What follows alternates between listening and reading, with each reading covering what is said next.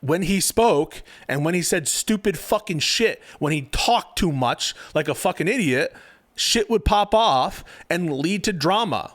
And so I don't think that he's a good judge of these operations. I don't think that it would be wise to put him in charge of what was happening. And I think that if it were done under different stewardship, it probably would have lasted a lot less long. I can't. Magatard KEWL Vic debates Libtard Pisco Hour live on Pisco Hour's stream. The other day, KEWL Vic, made a video on Pisco that he didn't like. So he was like, debate me, bro. And I was like, okay. And so I went on his show and I debated him. This was, by the way, my very first debate. How did I do? Did Pisco totally own me? Or did KEWL Vic completely wreck that libtard? Well, watch the debate for yourself and find out. Also, I will not be interjecting with my commentary throughout the video. I'm going to be saving my honest analysis at the end, which I'm sure is going to make all the people that like to leave the save your commentary till the end, bro, people very happy. So let's see how this debate goes down. I'm going to be honest. So when I saw it, I think that there's a potential maybe for us to have some common ground. I'm hoping that's the case. And yeah, I obviously I think we probably will disagree on some things. But I'm going to see where you're at, where we're at, and see if we can agree on some stuff with respect to the immigration issue. So for those of you who didn't watch my appearance on it, it was mostly a conversation about Mahmoud Khalil and his arrest and attempted deportation. And essentially, to what extent is this even a First Amendment issue? Does the government have the right to do this? Is it morally correct for them to do it? And any kind of like ancillary thing out of that. Is that like more or less your take on what the topic's about? Yeah, absolutely. Yeah, I would say, yeah. So why don't we start with like our relative positions? So see, like and we don't have to like relate everything to your video or to the actual conversation we had with Tim Pool. I'm curious in your actual thoughts. I think this is a clear First Amendment issue.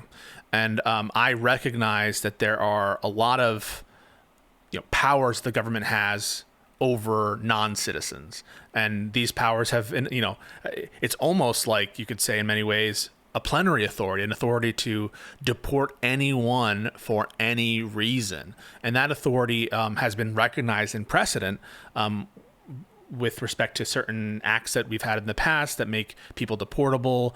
And so I absolutely recognize the fact that it is the precedent of the Supreme Court and the law of the land that people who are not citizens do not have a substantive right to be in this country. And I also agree, by the way, that non-citizens do not have the same rights as citizens in this country, both in the context of the First Amendment and in other contexts. So I think on all that stuff, you'd probably agree with me, right? Yeah. Okay. Yeah, I agree. Notwithstanding those things, I do think it's a First Amendment issue. And I'm curious what your take, and I do think that what's going on with Mahmoud Khalil is not just bad, it's dangerous, and it's dangerous for Americans. But I'm curious, what's your take on all that? What's your take on Mahmoud Khalil and everything? So, I don't really know a lot of details about it, but just from what I know, because correct me if I'm wrong, but they haven't really like announced officially what they have them charged with, right? Like detained for, like they haven't released official reasons, have they, or no? Yeah, they have. So what they did is what were the reasons? So they issued a notice to appear, and then they issued a revised notice to appear. These are charging documents. They're equivalent of like a criminal complaint in the criminal context, but basically DHS gives you a bunch of allegations, like pleadings. They're actually called pleadings, like they would in a criminal complaint. And they've set out the base allegations. It's very short. It's like, you are a citizen of Egypt, originally from Syria, whatever, right? And then allegation number 2, you got your green card at this date. Allegation number 3, so it's like a list of basically 4 allegations, and they cited the statute that makes him, in their minds, deportable, which is INA 237 little a sub 4 Roman numeral 3 sub C, I believe, and I can tell you what that is. But they have specifically pointed to a basis of deportability, and just recently they amended it and added a new one. And in addition to the basis that I just described to you, which is related to national security, or not really national security, more foreign policy interests, they've also accused him of being deportable for having been inadmissible at the time that he was admitted on the basis of an allegedly misrepresenting green card application. But we can talk about those two bases. So yes, there are rationales for that they've provided on paper. Yeah, because that's one thing that I read, that he didn't disclose he was part of certain groups or something when he was, I think, applying for the green card. He didn't. Man, I don't remember what groups, but he didn't disclose he was part of some groups, and that's okay. Yeah, which ones were they? So they accused him of not disclosing in prior. They want me to try. You're pretty loud on mine. Okay, perfect. I'm turning you down just a bit, but you're loud. Don't worry, you're coming in clear. They accused him of not reporting the fact that he worked for UNRWA, which is basically does a bunch of help for Palestinians, and then not disclosing, in their minds, additional work for, now I'm not remembering the exact office or the exact country that he worked in their embassy or something for an additional period of time.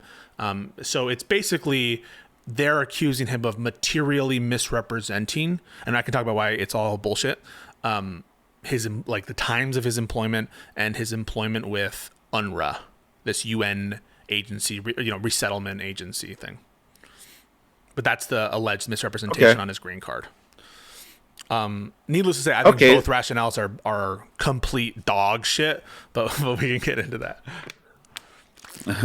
Okay. All right. So basically, so is the fear that if they send him back, is it fear that they're going to come after like natural born citizens, or what's the big hysteria here? Yeah. So I would say there's three. Number one, I think on its own terms, it's bad because this one individual, in my opinion, is being deprived of rights that he has. Now, you might disagree with that. But that's just, step one is I think it's bad in the actual case, in that it's indicating that the administration, or it's evidence, in my opinion, the administration is willing to deprive an individual, one person, in this case, Mahmoud Khalil, of his First Amendment rights. And that by itself is, in my opinion, bad. Number two, I think that it has implications on the administration's policy in other non-immigration areas with respect to Israel. And this, I mean, not taking one side of the issue, Israel versus Palestine at all, but just saying that, for example, it portends that there are going to be more actions against private universities who don't crack down on these kinds of protests, or on law firms who represent these kinds of people. So I think it indicates a posture against First Amendment principles, whether or not it's legally against the First Amendment.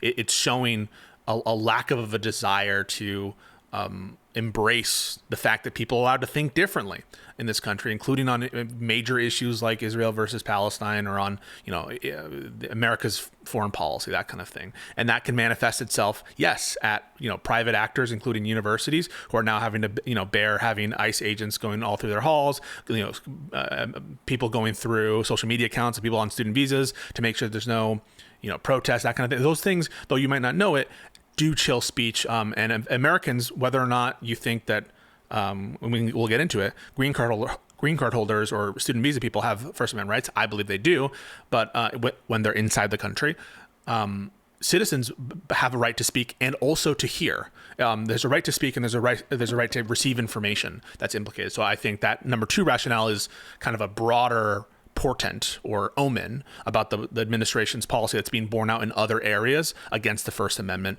And then number three is the direct legal potential cost, which is any First Amendment ruling, if it goes the wrong way. In my opinion, there is a right and wrong way, but I can't predict with this court. If this ruling goes too far, there are implications on even citizens' direct First Amendment rights, which is, imagine the court were to sanction and say, for this kind of rationale that the Secretary of State determines it's contrary to American foreign policy interests, that's a category, a First Amendment exception category. And I think that that's probably a lower chance probability. I think the Supreme Court's going to probably do the right thing here. That said, if they were to go that route, you never really, it's not easy to predict how these things are going to hash out. It could be that they rule exclusively on immigrant grounds or kind of immigrant exceptional ground with respect to the First Amendment, but you can't predict it. And once that precedent gets stuck in stone, if it is precedent that gives greater latitude for the government to use national security or foreign policy rationales on First Amendment grounds, then that could directly apply to citizens in ways that are unforgivable. So I gave you enough to chew on. Okay. Well, listen, on principle alone, like if this is just purely they don't like what he's saying about Israel or Palestine and stuff, then on principle alone, I completely agree with you. I don't think that he should be punished. And even if they try to use legalese or something, try to find legal ways that they could punish him or something like that, obviously on principle alone, I don't think that's right. Well, I appreciate you saying with that said... Oh, sorry. Go ahead. Go ahead. Sorry. I'm sorry. You can go ahead and finish. No, actually, I forgot what I was going to say. So go ahead. No worries. No, I think that's a great thing to say because I think it's very obvious, and even Tim Pool said in our conversation that that's exactly what they're doing. And if that's exactly what they're doing, regardless of the legalities, it sounds like you would be against it. And I think that it's very clearly what they're doing is trying to target people because of their speech, and they're not even hiding it. We can get into the rationale of the alleged material misrepresentation, and I'm happy to get into that with you and explain why it's all bullshit and pretext. But that alone, I think that's problematic. So now here's a question, because the only case that I've heard about this so far is with this Mahmoud guy. Is this going on elsewhere? Is there a lot of people that are speaking out against Israel and they're getting arrested or threatened with deportation? Is this happening? It is. Okay, well, like what? So there's a professor, an Indian professor. It's actually at a very prestigious university. It might be Harvard. He has already been put in deportation proceedings. There was a woman out of Boston. She wrote an article that was critical of Israel. She's been already arrested and picked up. She's in habeas, but there's been an order. I think it's a habeas order in Massachusetts telling her to go. There's one person who's already quote unquote self-deported because they were denied some amount of relief in a court, and they just didn't want to go through the trouble of staying in prison this whole time. So his case is now moot, and he's left the country. Student visas, I think Marco Rubio has now just said something like 300 student visas have been revoked on this basis. So at least 4 or 5 active deportation proceedings, if not more. Some of green card holders, some of student visas, and hundreds allegedly have been revoked. There are reports of people being like saying that their university hasn't even been told. So it's chaos out there. It's happening and it's widespread. Okay. Well, so Pisco, listen, I would love to take you at your word, but the thing is though, is that, listen, not to like generalize or judge here, but it's just that I feel that sometimes when I get these stories from people, and by the way, actually, maybe I should get this out of the way first. Do you identify as being on the left, or I would, yeah. Like at this point, I would say left. Okay, so just judging from my things, I'll hear these stories from people on the left, and it seems like it's over sensationalizing, kind of like it's over just fear mongering. You know what I mean? And so, listen, I would love to sit here and say, you know what, Pisco, that's terrible, and I agree, this is horrible. But I think before we get to that, I would like to know your stances on. So, for instance, you say you're afraid this might come down on actual citizens. Has there been cases in the past where they've come down on citizens for free speech? Yes. What? So, for example, in the this is pre-Brandenburg days, but in the 1920s, 1919s, this is in World War I era. There was case law that was generated vis-a-vis distribution of communist leaflets and people who are against the war, involvement in the war. A very famous case called Schneck. That case that's the fire in a crowded movie theater reference by Justice Oliver Wendell Holmes. So in that case, Okay. and that was pretty, in my opinion, awful precedent from the court, the Schneck case, which initially was applied to anarchists, to communists, and it really maintained itself for the really until Brandenburg in the 60s as basically anyone advocating abstract something that the government considered to be seditious or advocating violence in the abstract, right? Not saying directly now do this. The standard for incitement was like very, very low, and people were wiretapped, people were arrested. I don't know if you know about the candidate for president from the Socialist Party is a guy named Debs. He was running for president from jail based on some of the attacks on the First Amendment. There were justices who were against it and were principled at certain points, and it started to grow and become untenable until we get the Brandenburg Standard, which is famous now in the 60s. It basically says you need imminent call for lawless action. But yeah, for a lot of these cases also involved aliens and non-citizens, where, for example, there's this case, Heresitis v. Shaughnessy, where they were trying to bring over a professor, or there was someone who's excluded at the border because they had a communist affiliation, and these First Amendment cases intertwine and are, with each other, and they created bad precedent. And so, yeah, I think that you don't know where these cases are going to develop, where they're going to go. And yes, there have been intrusions on the First Amendment on U.S. citizens, and especially in areas of national security, especially post Patriot Act, right? Post, all of our experience in the Iraq War and Afghanistan War. Talk about like the revelations. I don't like Edward Snowden, but the revelations of the NSA and wiretapping and even in Trump's case, right? The FISA warrant abuse that I think it's overblown, but the FISA warrant, what happened with him and the Carter Page, it's really not Trump, it's Carter Page, but it was his campaign, right? The Carter Page FISA warrants. These are concerned. Every American should be concerned about individual rights. And whenever the government is arguing from a basis of national security and foreign policy, I feel very weird of this trust us rationale and of individual rights when it comes to those kinds of rationales. No, absolutely. I actually agree with you 100% there. Other cases that, you brought up about like the communist scare back, in the 19th century, like another famous case was Lucille Ball. Remember, like they thought she was like a communist and they were like kind of, it was like threatening kind of like cancellation with that and stuff, because, they thought she was a communist. I wasn't aware of that. There's also like, oh, wow. Yeah, really. It was kind of famous, but like, there was also the comedian Lenny Bruce, like he would get arrested for making racy jokes on stage and such, Carlin. And so those, George Carlin. So, clearly, these are government overreach when it comes to free speech. But I'm curious though, can you think of any examples? Can you think of within the last few years or so? Of First Amendment violations within the last few years? And it doesn't necessarily mean like the government arrested for someone for saying something, but maybe there was like a crackdown, or maybe they used social media or something like that to maybe crack down on people's speech.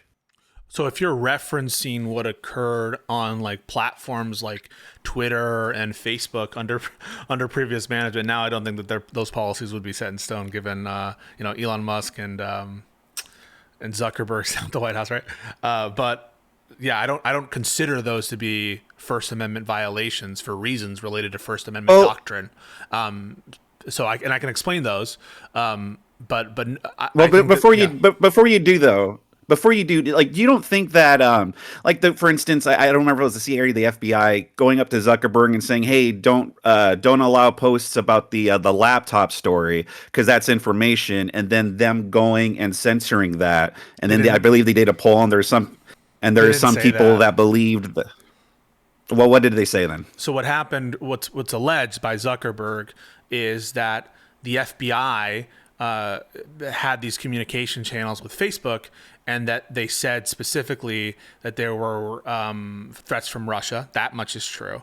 The FBI told them to be on the lookout for potentially stories that are problematic about the Bidens, and specifically Hunter Biden. That's months and months and months before what happened. And let me tell you why I think that occurred, and why I think it makes complete and total sense.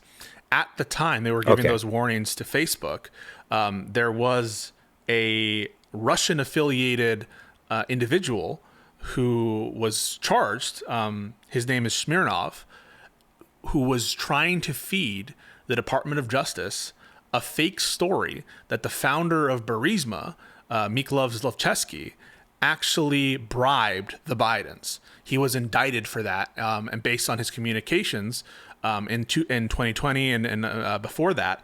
And so it made perfect sense for the FBI, who was A, aware of him, B, aware of all the other people who were peddling that same narrative that came from Russia. That it literally came from Russia about Hunter Biden, Burisma, that kind of thing. This was well known to the FBI at the time, and those kinds of general warnings that, hey, Russia might try to spin something about the Bidens. Not only was it completely true that they literally tried to do it with this guy Smirnov, where he was literally indicted for that very action. But it's also completely unconnected to the Hunter Biden laptop story, which, it was months and months later. There was never any communication from the FBI saying you should censor anything, and there was never any specific communication about the laptop itself. There was never any communication about the laptop. They never mentioned the laptop whatsoever. They just did it a blanket statement that was just like, oh, just watch out for potential Russian false stories. That's all that was. Yeah. So would the laptop fall under potential Russian false stories, though? Let's just... is the laptop a potential Russian false story? I do want to answer that question. So, for instance, just before you answer it, so if the FBI went to Facebook and said, yeah, watch out for these false Russian stories, and then they see this laptop story breaking out, I mean, even under everything you're saying is 100% correct, wouldn't they want to be safe and be like, we better censor this laptop story and then do it? Potentially, but just to be, what you're asking me, wouldn't Facebook want to do that? Potentially. Facebook, by the way, because of the FBI. The FBI told them about these Russian fake stories. Well, I don't know if it's a specific... It wasn't just under their own volition. Hang on a second. So I don't understand. You're asking me whether they would be incentivized to... They're not accused of outright censoring the story. Facebook is accused of, and credibly, and it's true, that they deprioritized sharing for a few days or something of the laptop story. 100%. That's... that they've admitted to doing that. But you're asking me, would they be more inclined to do it given the warning? I think the answer is yes. They would also be more inclined to do it given, the eventual statement by those former FBI officials. But those statements by the former FBI officials aren't First Amendment violations. Neither is a general warning months and months in advance of something that was absolutely happening, and which was that the Russians were absolutely peddling disinformation about the Bidens and literally lying to FBI agents about this story about Zlochevsky on the very matter that the Republicans were up in arms about, which is the Burisma matter. And so before we get into that, I just can we acknowledge that Mark Zuckerberg says that the FBI never told him to censor that that laptop story, that Mark Zuckerberg acknowledges that this warning was a generalized warning months and months earlier, and see that you can prove nothing, that the FBI expected this laptop story to come out in the first place, such that they would be on notice about when it was going to come out, when they were going to give the warning. I mean, the laptop story came out because it was leaked to the New York Post by Trump's team. And so in what sense do we expect the FBI to be unaware when this laptop story is going to come out? They had no idea about it until they actually got they got the laptop from the laptop repair guy, the FBI did, but they didn't know another copy was going to Giuliani to be leaked to the New York Post. And so that all occurred after the generalized warning was given to Facebook, and you guys have kind of invented a narrative around it based on innuendo. Okay, so what about what I just said? Here's the thing, though, because do you not agree with anything I just said, or what part of what I said does not strike you? You say a lot, so okay. What part do you want me to agree with you on?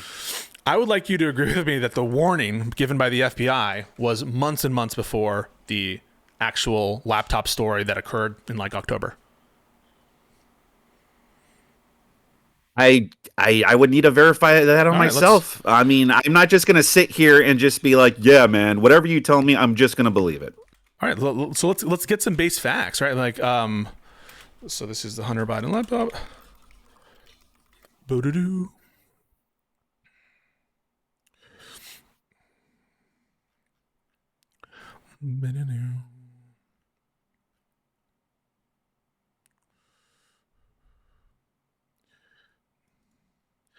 And this is the warning that Facebook, that Zuckerberg said, that the FBI had warned Meta about a potential Russian disinformation operation. And where are you reading this from? This is from the New York Post. That the FBI had warned Meta about a potential Russian disinformation operation related to the Biden family and Ukrainian energy giant Burisma, which, by the way, was literally happening. So I guess that's an easy one to start off with first. Do you agree that Russia was peddling a false story about the Bidens and Burisma in 2020? And that's the Smirnov allegation. So that's a Smirnov. I actually never heard about that. So I guess if you're reading that, then sure. So yeah, I never heard about that story. So Alexander Smirnov, and this is from NBC News, a former FBI informant whose false claims about President Joe Biden and his son Hunter Biden were at the heart of the Republican impeachment inquiry against the president has now been indicted additionally on tax charges. Alexander Smirnov, the former FBI informant charged with lying to the FBI about President Joe Biden and his son Hunter. So this is about the new indictment. But anyway, so he was indicted for lying to the FBI about Burisma and saying that Mykolaiv Zlochevsky was bribing the Bidens. Did you remember that FT 1023 that was like the Chuck Grassley and other people were saying, here's a smoking gun, that the Bidens were paid off by Burisma?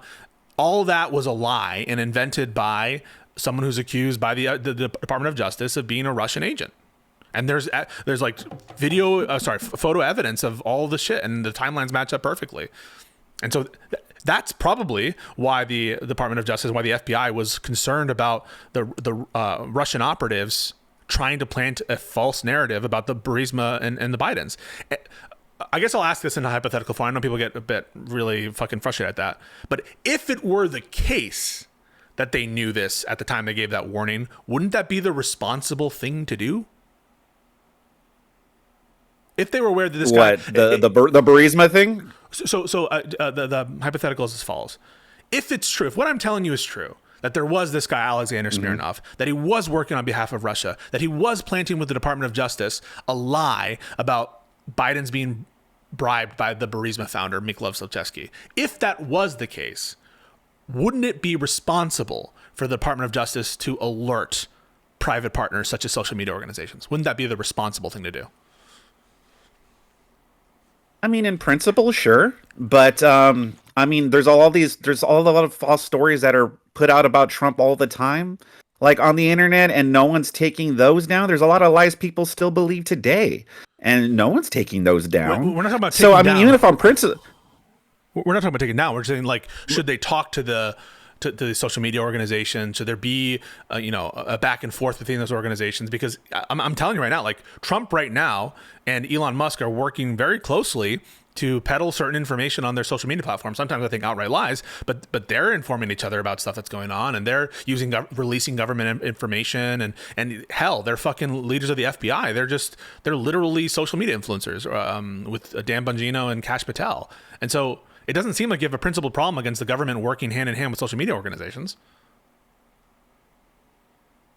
Okay, well, do you have a principled problem with it? So if Trump was doing the exact same thing, and let's say that you don't. So if Trump went to Elon Musk and said, hey, well, who's to say what's done in good faith? I don't know if Joe Biden did what he did in good faith. You will. So it's just all based on what you feel, or... Wait, I will assess whether or not I feel something is a good faith or not. But in principle, no, I don't have a problem with the government talking to private actors so long as they're not coercing them, which Trump is doing right now with other actors, not necessarily in the social media space, but so long as they're not coercing them. Do you have a principled problem with... Okay, so this is my whole issue with, and I don't know if you got this from my video with Pisco, is that we have to listen to you guys lecture us and finger wag at us and talk to us about principles, but clearly it doesn't seem like you follow your own principles. So why should we go for you? So even if I were in principle, be like, yeah, Pisco, you're right. Like I don't agree with that. But why should I concede with you when you're clearly don't even follow a lot of your own principles? Wait, what principle am I violating here? So let's rewind a little bit. Yeah. So you're talking about colluding, and you're talking about how so you pretty much you asked me about the principles of like, well, and then you throw all this stuff at me like, oh well, Trump's colluding with Elon Musk, Trump's blah blah blah blah blah. And I'm like, well, okay, so wait a minute. Do you think that's wrong then? For Trump to talk to a social media company and give them warnings? No, I don't think that government interaction with social media is illegitimate. I don't. And what I have a problem with is like Trump taking steps to like coerce private actors. For example, when he's trying to coerce private law firms, or when he's trying to coerce universities and like threaten to withhold security clearances and endowments so that they listen to him on free speech stuff. That's very different from having kind of a arm's length informative relationship where it doesn't reach the aisle of like coerced government activity. I think that's very, very different. And if Trump wants it, I'm telling you right now, right? And I know that these conversations are happening. If Trump wants to tell Elon Musk, hey, we have a security threat from Iran and you should be aware because they're trying to hack into people's individualized accounts, why would I have a problem with that if he's just providing information? What's different is if it's coercive, but there's nothing that people have pointed to of the government interacting with social media companies during this period that at all meets any kind of reasonable standard for coercion. So there's no principle that's been violated. So listen, you're trying to gaslight me, because the thing is, we all know that all the social media companies were working to censor certain stories, and then they would smear it as fake news, and then months later it would come out, oh, actually, yeah, it was true. And so, listen, don't try to sit here and gaslight me and tell me, yeah, no, there was no any type of coercion, no working with the government. Like, again, you're trying to make me feel like I'm crazy. And the thing is that, like, no, we all, I'm not, I didn't say you said, I'm just saying you're trying to make me feel like this is what like kind of irritates me, is that you act like you don't see any of this.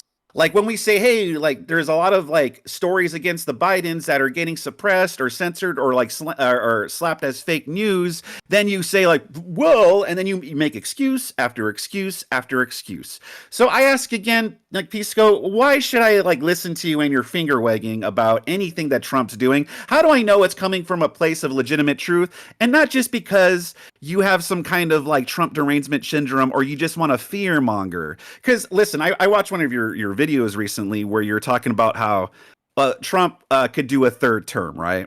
Yeah. Now, in principle, I don't want Trump to have a third term, okay? And I consider that being pretty fair, even though I'm a Trump supporter, I am MAGA. I am sitting here saying I don't want him to have a third term. Now, you said, well, I have to be fair in principle, but all you really did was just say, well, technically through loopholes, he could do this. But I don't think that's really you being fair. That's just you saying he could figure out loopholes, and you're kind of fear-mongering your audience, like, oh, he could have a third term.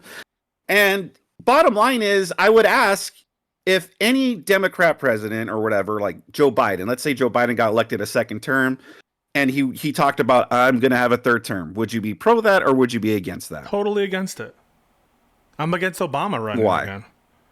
Because whether or not I think that there are, just because I'm giving my honest take on the constitutionality and legality of something that my audience wants to hear from me. They want to hear my genuine take, right? So, for example, I think that Donald Trump is constitutionally ineligible to hold office even now, and that right now the presidency that he's assumed is of no accord. Now, there are doctrines about why the things he are doing are still sort of in place while he's ineligibly holding office. But I've been upfront about my opinion on Section 3 of the Constitution, and I think that Trump is not eligible to hold office right now, and that his acts are ultra virus. That means that they're inauthentic. He's not really holding the office. He's a pretender. But I'm just going to give you my authentic belief based on the law. And so when I hear what Trump's position is on whether or not legally there are methods to get a third term, that's been my position on that clause of the 22nd Amendment for literally years. I've talked about it on stream before. And so when I come out and say, yeah, I agree that this is something that's in the text of the Constitution, there's no way, that I'm just doing it to fearmonger to like the people who watch me. If anything, I would read the room and I would just pander to them and say, he's trying to do everything illegal. Why would I just put myself out there for criticism? You should see the responses there. They're all kind of negative at me. So I'm not, there's no benefit that I'm getting. There's no kind of malicious mindset that I have in just saying my authentic opinion. And B, like the opinion speaks for itself. If you think that it has any value, you can listen to it and see if you agree with it or not. Whether or not you agree that he should run for a third term, I think I made it clear that I think it would be authoritarian and wrong for him or Obama or Biden or anyone to run for a third term. But this conversation has now kind of transformed from the issues into like, how can I trust you, Pisco? How do I know that you're a good person or that you're consistent? As opposed to like, even imagine that I wasn't consistent, that I was a total hypocrite. My opinion would speak for itself, and that you'd still need to address it. Notwithstanding the fact that I was a hypocrite. Now, because I think I'm approaching this conversation in good faith, I'm happy to address your criticisms, the allegations of double standards. And I also happen to know a lot about the cases that you're bringing up, which I think should speak to the fact that I am good faith, the fact that I'm willing to apprise myself and learn about these cases, learn about Smirnov, learn about the allegations, from Zuckerberg, these emails sent from, what's this guy's name? Elvis Chan or whatever this guy's name was, who was like the head of trust and safety, read all the Twitter files. I've done that work because I want to stay informed. I think that's a good faith thing to do. And I'm willing to have this conversation on me and whether I'm a good person, whether I'm a hypocrite. But I also think it's far afield of the actual First Amendment discussion. But again, I defer to you. Okay. So listen, I want to apologize for assigning intent. I shouldn't have done that.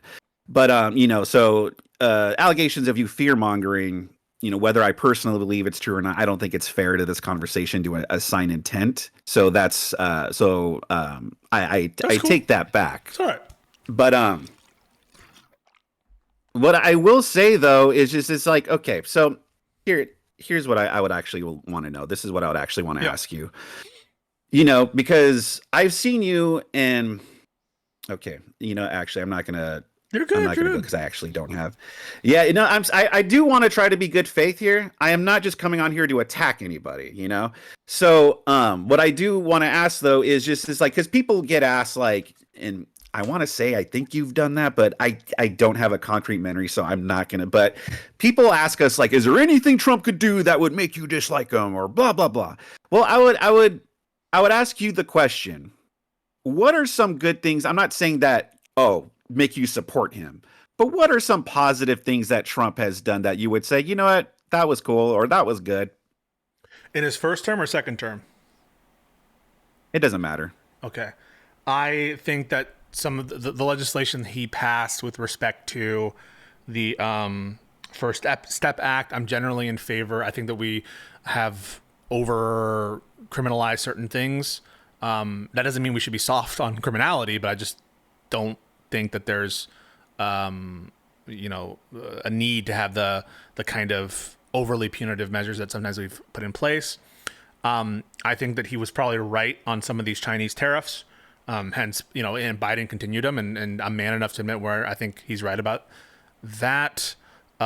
He did provide military arms, actual munitions, and offensive weaponry to Ukrainians, where before it had been denied to them. This is in his first term. Recently, in the second term, I struggle to think of much of any positive things that he's done.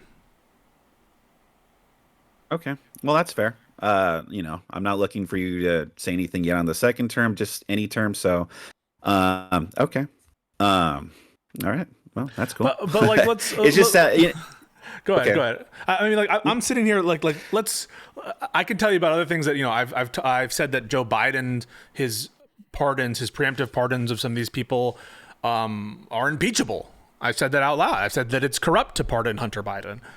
So, I will put up my record in terms of consistency. Another example is I talked about the Her report, and I'm not shied away from those, what's going on in the Her report. I've talked about, Biden's failures. I've said it's corrupt for him to use his immigration power in the last year of his term to try to win an election. I think that was corrupt and wrong. I've been out and people have criticized me for it. I've defended Merrick Garland against Democrats who say that he's too soft because he wanted to go through all the procedures. I've also defended him against Republicans who think he was like authoritarian or something. I think it's fucking delusional.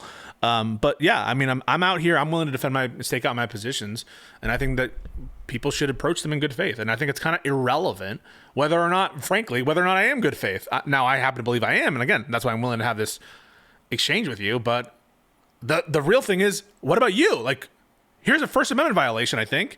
And regardless of whether or not you think it's a First Amendment violation, you started this by saying, if he's doing it on the basis of speech against this guy, Mahmoud Khalil, you would be against it. You would condemn it. And there's just no good argument that it's not on the basis of his First Amendment or his speech, right? Like even Tim Pool agrees that it's because he spoke out against Israel. No one actually thinks that it's about this fucking alleged misrepresentation on his green card application. No one thinks that. And they've been very open that it's about his alleged alignment with Hamas, which of course relates to his speech. He's not alleged to have done anything criminal. He's not alleged to have done anything that makes him otherwise deportable, except for the green card lie. And so by your own standard, whether or not I'm holding myself to my standard, by your own standard, shouldn't you condemn this attempted deportation of Mahmoud Khalil? Well, I don't know why I said, yeah, on principle, if it is just about his free speech, I mean, yeah, like I would stand on principle that like, I don't think it's right. But with that said, I don't know like all the details. So like, I mean, they're alleging that he's connected to Hamas.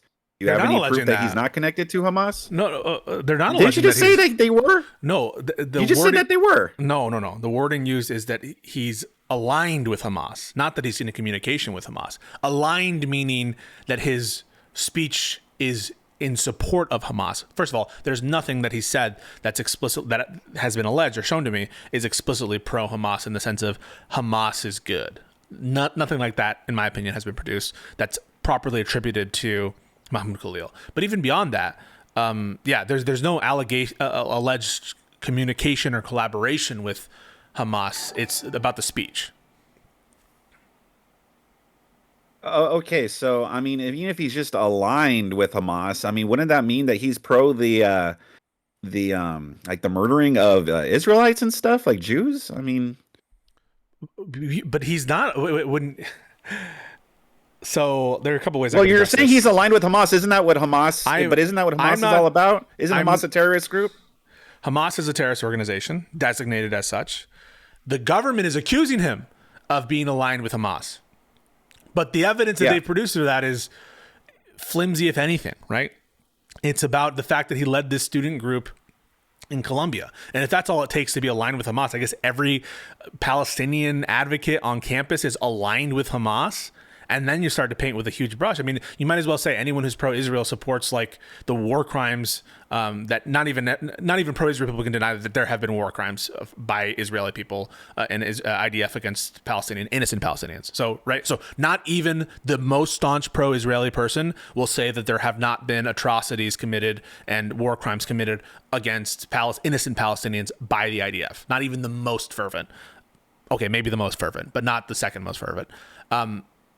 Just because you support Israel, I would never say, oh, therefore you're aligned with like whoever did the most heinous act, or therefore you're in line with these like messianic settlers who are like stealing people's land. I wouldn't say that just on the basis of their generic support for a cause, or in this case, a ceasefire, right? Or divestment from a university. That's way too far. But even if it were the case, right? Even if it were the case that he explicitly supported Hamas, wouldn't you be against a deportation based on his explicit support for Hamas? I don't. Well, that's kind of another different area, though. That's like, aligning himself with a terrorist organization, though. Well, that's a little different. You think it's different? So if someone says, "Well, MAGA people, they're all terrorists," and the Jan 6ers are all terrorists, and so if you say anything MAGA, you must be pro-terrorists. And what if President AOC? People do believe that.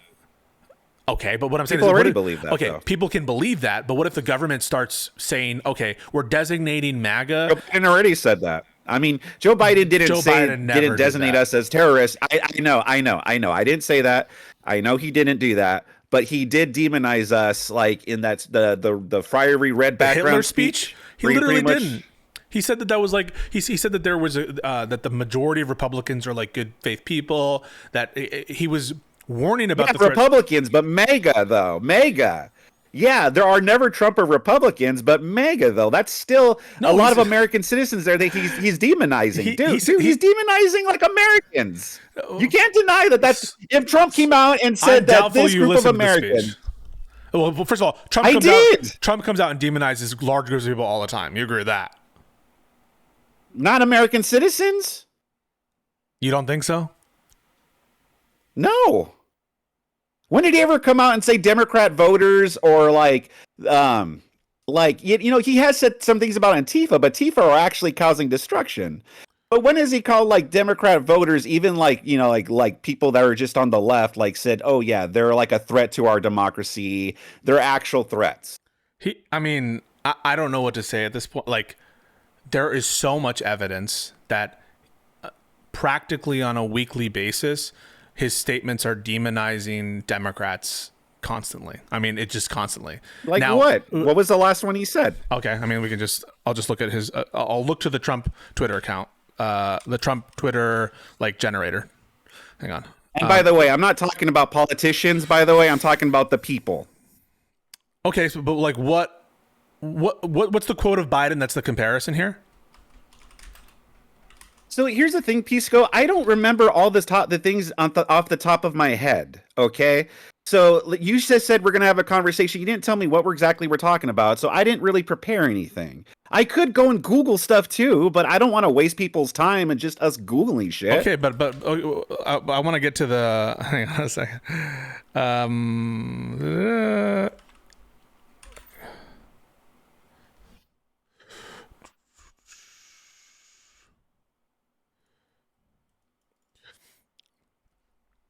He says, not every Republican, not even the majority of Republicans are MAGA Republicans. Not every Republican embraces their extreme ideology. So he's categorizing a group of Republicans as MAGA Republicans and saying they don't represent the majority of the people. So what does that mean, though? When he say, well, not everyone is as bad, he's pretty much saying not everyone is as bad as MAGA. So what's he saying about MAGA? He's saying not all Republicans embrace extreme ideology of like MAGA. MAGA Republic. Wait. Would you agree that in your opinion, just your opinion, do you think that most Democrats have a radical ideology, extreme ideology? No. You don't think most Democrats have an extreme ideology? What did you say, Democrats? Yeah. No, I don't think most Democrats, but there are a lot of Democrats that have a extreme ideology. Yeah. Okay, so would you say, for example, let's say the constituency that supports AOC and Bernie Sanders, these people have extreme ideologies that influence people? You would never apply this standard. You guys think Democrats are crazy. I was going to answer. Okay, I was going to answer. Bernie Sanders, not necessarily. I don't think Bernie Sanders preaches anything radical. AOC, on the other hand, is a little bit more radical. So I would say AOC, yes. Bernie Sanders, not really. Okay, now we're talking about individuals, though. But I'm looking at you, right? Like, most Democrats, by the way, support Trump. Trump's impeachment, right? Most Democrats support some kind of socialized medicine. Most Democrats support tax increases. Most Democrats, so we're talking about a lot of Democrats, maybe not majority, support things that you would consider too far in terms of trans rights. Okay, there are a lot of Democrats who support these kind of things. You would never take an issue with a Republican politician. And I'm not even going to stand here, listen to you, and say that you would be upset if a Republican stood up and said, far too many Democrats, radical, crazed Democrats, believe these kinds of things, and they're a threat to the nation. And they replaced Kamala Harris on the ballot, and these crazed Democrats, and there's no way you would take issue with that. Well, when you talk about replacing Kamala on the ballot, you're more talking about the politicians. Joe Biden. No, but again, that's talking about the politicians, though. Okay, but to take the other example, if you're talking about the people, the thing is, though, is that there are like radical cases of like there are people who have been radicalized on the left. Like you can't tell when there are people just vandalizing random Teslas. You can't tell me that, like, dude, like, okay, when it comes to like right versus left, like on the right, you have January 6th. That's like our big, oh my goodness, I can't believe they did that. Meanwhile, on the left, it's like, okay, you got like the BLM riots. You got the Tesla stuff. You got like, the protesting outside the Supreme Court judges after Roe v. Wade. So in your opinion, it was widespread. And then you got Antifa. You got Antifa too, who actually took over the block. They took over a city block, Pisco. They took over a city block. So in your opinion, come on, when have like Republicans done that? So in your opinion, it's a widespread problem, right? You think extreme Democrat ideology is a widespread problem, right? I actually don't think it's a widespread problem. because I don't think all Democrats do that. Neither does yes, neither does Joe Biden. Joe Biden said not even the majority of Republicans. But he said MAGA though. MAGA doesn't do that shit, dude. That's what I'm saying. Oh, really? We're going out vandalizing random cars? We're taking over city blocks? What are we doing? So he said MAGA Republicans, he's almost defining a group of MAGA for himself, right? He's defining in his mind a term of dude, come on, dude. Of people. Dude, come on. What's come on? Mr. Good Faith Pisco, man.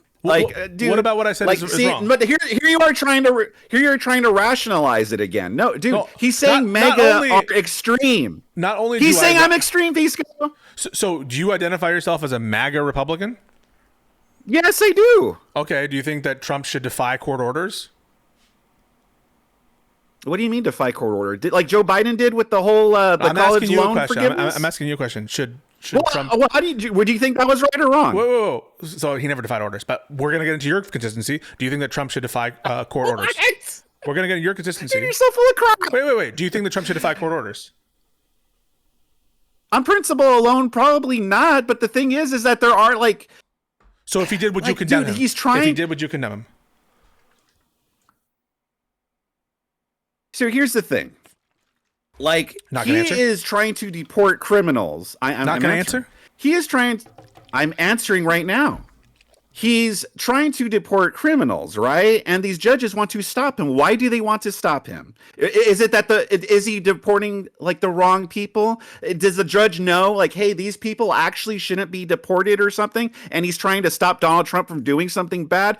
Or is he trying to infuse his ideology? That wasn't an answer to the question. Do you even remember the question? Your question then? Yeah, you don't even remember. So how is that good faith? If he defies court orders. So if any wacko judge just says no, then again, if Trump like just defies it, like, and also too, so what court orders did he defy? That's a question. I asked a question. The question is in order to answer yours, in order to properly answer yours, I need to know what court order has he actually defied. Because he actually said that he would listen to the court. So, well, he said he would listen to the court. So what? In order to know whether or not you will condemn him if he violates a court order, you need to know if he's actually violated a court order. How does that make sense? Okay. So how does that make sense? If he defies, because the thing is though, is like I guess in that case it's not black or white. I guess. Yeah, I think it's pretty extreme to kind of be toying with this, notion of judicial non-compliance that the president and people and his surrogates are advocating. So yes, I think you are very extreme. I think it's incredibly extreme. But this is all a field of really what we're talking about, which is Biden never designated with any legal consequence a domestic group of MAGA Republicans. But if you were to say something to the effect of, well, it doesn't matter, dude. He doesn't have to designate. You're already calling me extreme because I said about the court order stuff. I think you are extreme. I'm vandalizing cars. I'm having people violent. Go and like. I didn't say you're. Am I? Wait, is Nick Fuentes extreme? Is Nick Fuentes extreme? Is Nick Fuentes extreme? Is Nick Fuentes extreme?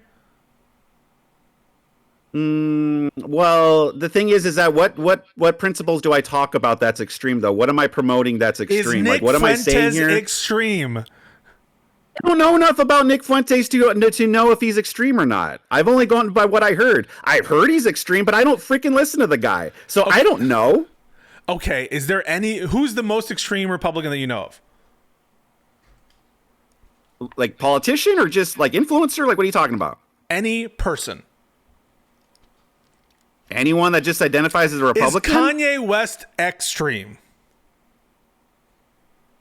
Yeah, he's pretty extreme, but again, what does he actually do though? That's my point. Just because you're extreme doesn't mean that you are violent or criminal. So when I say you're extreme, doesn't mean that I'm saying that you're vandalizing cars. Well, okay, wait a minute though. But No, dude, you're labeling me as extreme again.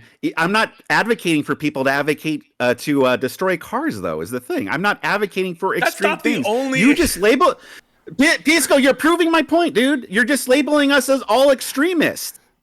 I'm not labeling you all as extremists, but I think it's you just did. How? Dude, if you could call me extremist, dude, if you could call me extreme, I know you don't know me personally, but if you could call me extreme, then Christ. I would. You must think Nick Fuentes then is like super extreme, and Kanye West is like mega extreme. I thought you didn't know anything about Nick Fuentes. You know about Nick Fuentes. Come on, you know. No, I'm going by what you brought up, Nick Fuentes, and so obviously you think he's extreme if that's the example you brought up. But how do you know assuming you must think Kanye? He's extreme. I don't know, dude.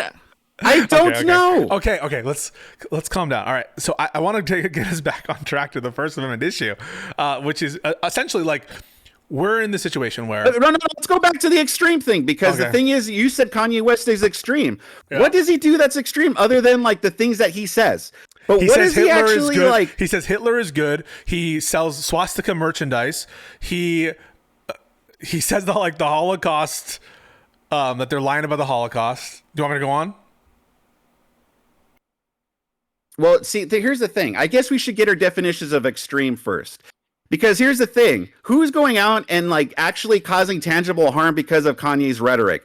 The Democrats have actually caused tangible harm. Again, dude, like how are you glossing over the vandalizing of Teslas, the freaking Chaz incident? Dude, you're sitting here calling me extreme when there are way more people that are extreme on the left. I didn't say you're the most Republicans are extreme. I didn't say you were the most extreme person I've ever met. I just think the extreme is the judicial stuff is a little extreme. I think that's a bit extreme. I think that's extreme. That's extreme. Now, I think the definition point it's a good point from you that we maybe ought to define what we're talking about. When I say extreme, I guess you could use it in one of two ways. Either not usual, that is, it doesn't represent where most Americans are, or you could take a more objective lens in the kind of like political spectrum of different opinions. It's on the far end of one.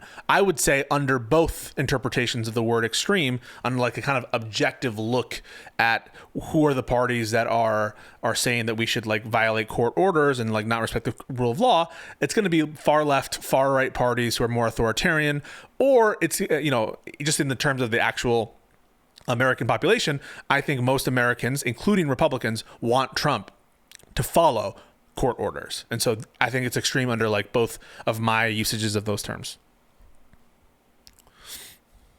I think it's pretty extreme. And so I also think selling swastika merchandise is pretty extreme. I also think like saying Hitler is good is pretty extreme. I think it's pretty... Okay. Don't you agree? Do you agree with anything that... Everything I said? Sure, yeah, that's extreme. Okay. Yeah, I think that's extreme. So all I'm saying is what we're talking about here is a policy. Wait, hold on. But you don't want to talk about the First Amendment issue. Okay. We'll do whatever you want. What do you want to ask me? So,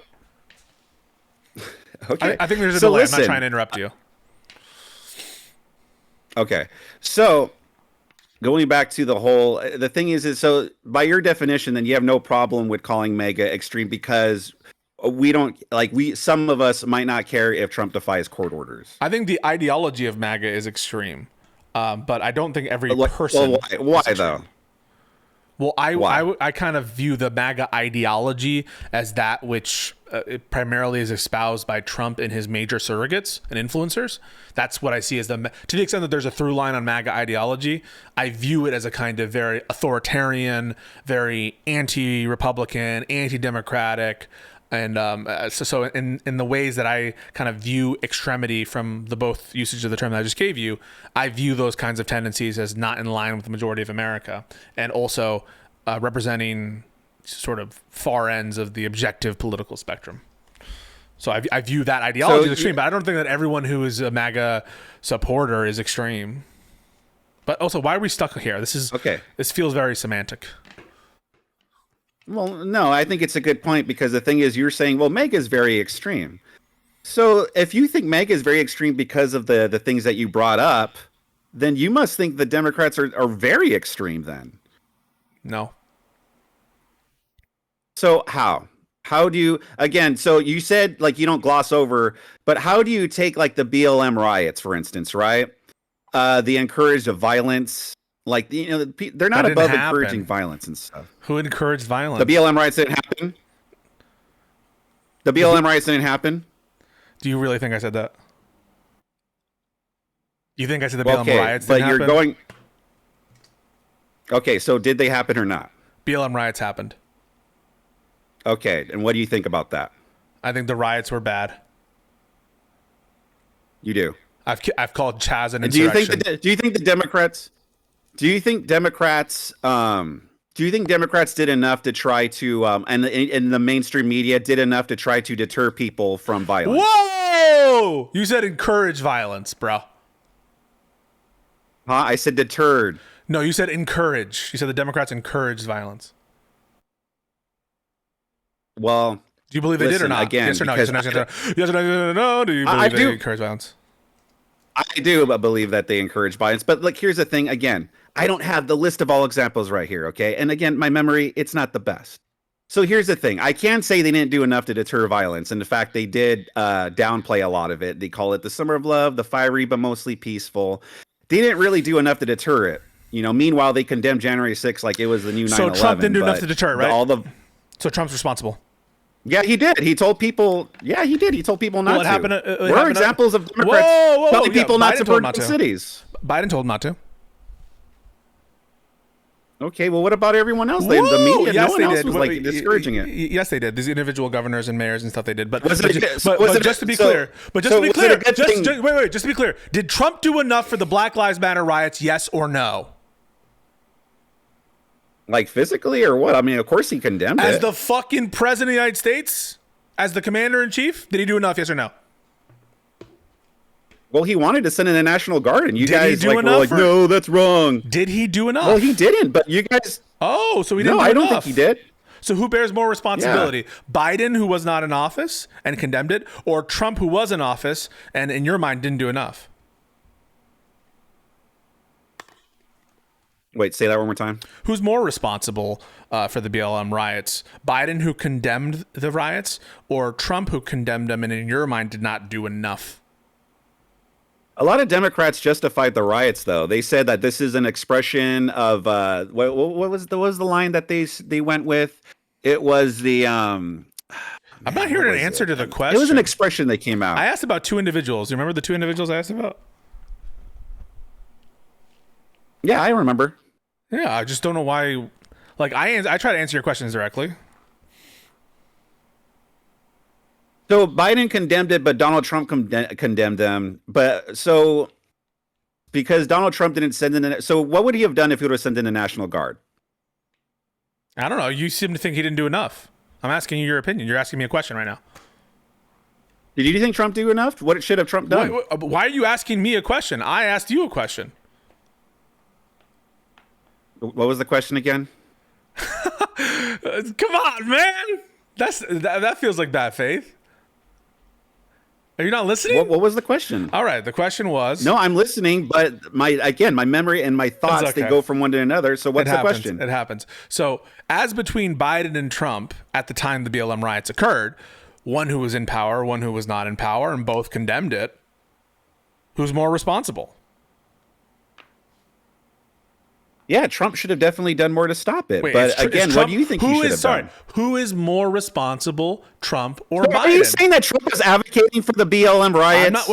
I'm just asking a question. I'm just asking a very simple question. Who is more responsible? I answered it already. I said Trump didn't do enough. You said Trump didn't do enough. I'm asking, as between Trump and Biden, it's a comparative question, it's a relative question. Trump, Biden. Who is more responsible, Trump or Biden? Well, I mean, if Trump was in charge, then yeah, it would be by default Trump. But he's not responsible in that he encouraged it or anything. He should have definitely done more. So under your lights, Trump is more responsible than Biden for what occurred. Trump was in charge at the time of the country, and yet you're all angry about the Democrats and what they did vis-a-vis the Black Lives Matter riots. Explain that for me. Yeah, gladly. So what?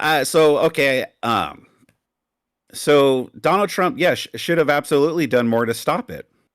Bottom line. but you're now trying to insinuate like, well, because Trump didn't do much to stop it, therefore he was like encouraging the BLM riots or something. No, I'm saying that you were really I'm saying like you're really ready and gung ho to say that Democrats encourage violence because they didn't deter it enough.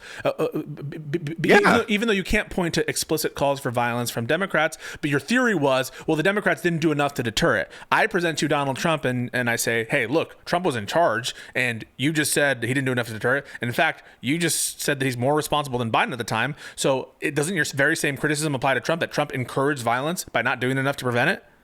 So what did the Democrat governors do then at that time? Did they do anything to try to stop it? Yes. Didn't it happen in governor? They did. They tried to stop it. Yeah, but again, yes. But again, I'm applying your framework.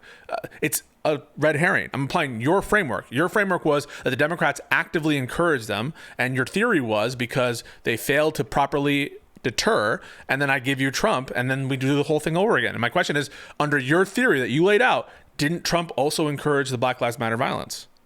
And I think what you would say is, of course he didn't, because he never wanted that to occur. He never did things to make it more likely to occur. And I would say, yeah, therefore the Democrats didn't encourage violence. No, they absolutely did. They didn't do anything. They encouraged it through the media. They tried to downplay it. They called it the summer of love, fiery but mostly peaceful. So do you condemn Trump partying all the Jan Sixers? So that's encouring violence, right? Because now you're trying to move it to January. So now you're trying to move it to January 6th because that's your. Wait a second. No, peace. No. You can't do that. You know you fucked up. No. You know you fucked up. See, I'm trying. See, so here's you coming out. So listen, see, I'm trying to hold your feet to the fire. And listen, the thing is, we all know, and you're trying to gaslight again. The Democrats absolutely didn't discourage any of it. Did Trump did Trump discourage it? Yeah, well, I mean, he vocally did. He said it's not right. He said you shouldn't. Biden vocally did. What's it called? So, Biden vocally did? Okay. But what's it called? Was Biden in charge at that time? No, he wasn't in charge. Okay, so who cares if he vocally did or not? I guess you do, because you're saying the Democrats didn't do enough. There were Democratic governors that issued, but the Democratic governors also tried to vocalize against it, and they did. And we can get statements if you don't believe me. So wait a minute. On one hand, Trump didn't do enough because he didn't, do anything physically to stop it. You said but that. On one hand, you said that. But on the other hand, the governors. You said that. The governors, right? They actually did nothing to actually stop it, even though they were in charge. So listen, Trump bad because he didn't physically stop it, right? Fair, I'll give that. You said that. But then I didn't say that. But then governors, Democrat governors didn't do enough to stop it. So therefore, then they're just as bad as Trump. Then bada bing, bada boom. So I'm using it's like an internal critique of your logic. I'm saying your logic that the Democrats encouraged violence. No. You can't internally. Pisco, you're full of crap. No, you're full of crap. I can't internally critique you? Why can't I? No. I can't test your logic? I'm talking about the BLM riots, right? Yeah. And then you want to move it to January 6th because that's your guys' this is before that. That's your one thing. You soyed out so much when I tried. You tried to pivot. I tried to present that to you when you said the Democrats encouraged it by doing these tangible actions, and then I was going to present to you the January 6th example to see if your standard is the same, and if you're going to say by that logic, by those lights, that Trump encouraged violence on that end. But you soyed out so much and got so triggered that I dialed it back because I didn't want you to be as triggered, and now I'm telling you that I'm applying your logic, and I was also applying your logic in the Jan 6 example. It's an internal critique. That, hey, you would never you say try this. To switch it over to January 6th because that's your go-to. Because it's the most obvious example of why your logic is flawed. Your logic is flawed. Your reasoning isn't consistent. There's a contradiction. The contradiction is that you don't actually hold to this principle. You say you hold to this principle. You say you hold to this standard, but you don't actually hold to the standard. And if I were to present you with, Donald Trump doing tangible actions to benefit or show, that he supports or his encouragement with, the people who did something violent, you would never say, oh, therefore he encouraged it, or therefore he's aligned with it. You wouldn't apply that to Trump. Now, I think this whole whataboutism, this whole kind of double standard hypocrisy talk is boring. I'd rather address the actual First Amendment situation here. I know that everyone deals in whataboutisms all the time, and that's all the language it feels like of MAGA every single day. But why can't we just? You just did a whataboutism a little while ago with January 6th. Yeah, I'm trying to apply. You do whataboutisms as well. I just acknowledge that I'm engaged in this hypocrisy conversation with you, in this testing of standards. I acknowledge by using whataboutisms. By using whataboutisms. It's an inherently whataboutist conversation we're having because we're talking about each other's respective standards and if we're being consistent. I'm telling you, I think it's boring, but we can continue to have it if you want. At the end of the day, though, you are critiquing my opinion on the Mahmoud Khalil situation, whether I exist or not as an individual, whether I'm consistent or not. I feel like the arguments should be addressed on their merits instead of, oh, were you consistent? And I think that I was consistent, but were you consistent all the time? I would like to have the First Amendment conversation because I feel like we were getting somewhere before we got into the most triggering topics, those being Hunter Biden, Jan 6, and BLM. Okay. Do you think it would have been a violation of First Amendment if Donald Trump would have sent the National Guard during the BLM riots? Just that by itself, no. Just by itself? Okay. So if he wanted to send in the National Guard, you would have been like, Yeah, I think he should have sent it to the National Guard. I just said that he didn't do enough. Do you think it would be a violation of the first? Do you think it would be a violation of the First Amendment? Yeah. Okay. So we're agreed. Okay. So if at the time he was like, I'm going to deploy the National Guard to get these riots under control to stop people from burning down these cities, you would have been like, okay, that's good on Trump. That wouldn't be enough information for me to make that determination. Just because I know that something is not a First Amendment violation doesn't mean that I think that something is advisable or not advisable. For example, it's Kanye West's First Amendment right to bear a swastika. Whataboutisms? I thought you were bored of whataboutisms. Are you serious? It's not a whataboutism. I can explain why it's not if you want. Sure, go ahead. I'm not addressing your hypocrisy by putting up a case in front of you. I'm trying to explain my reasoning and why I believe that a mere lack of First Amendment violation is not by itself problematic, enough to prove that something is not, notwithstanding the fact, a problem. So the example I'm giving here is to show you my reasoning. So when you say, oh, you agree it wouldn't be a First Amendment violation, therefore you should support it. I'm giving you an example to maybe help you understand my point of view, which is just because I think it's not a First Amendment violation for Kanye West to wear a certain t-shirt or for Donald Trump to yell at someone doesn't mean that I think that it's still a good idea. So it wouldn't be enough information for you to ask me whether or not, it would violate the First Amendment to deploy the National Guard to know that I'm in favor of it or if I'm against it. I hope that makes sense. And I hope that shows you why it's not whataboutism. Whataboutism would be like, what about you? What about you? What about the fact that you don't do that? That's whataboutism. When I'm just giving you an example of my reasoning, it's not whataboutism. Okay. All right. Fair enough. So when, okay. So I forgot my question now. Let me get us on track. Why don't you let me get us on track and get to the First Amendment? Because I actually had a good question because the thing is I said, because at first you said, well, you wouldn't think it was a First Amendment violation if Trump had the National Guard to get the riots under control. But then when I said, okay. Now, if he ordered them to do something like go close down the New York Times because he didn't like an article, that would be different. I think that you would agree with that the deployment of the National Guard for a specific purpose that's contrary to the First Amendment would be a violation of the First Amendment. I think you would agree with that, right? Okay, well, I think... Would you agree with that? Yeah, sure. Okay. Yes. Okay. So when it comes to the BLM riots, so with the riots going on, so you don't have enough information to know if that would have been a good idea if you would have sent the National Guard in. You're asking me my actual opinion about sending the National Guard? For the BLM riots, yes.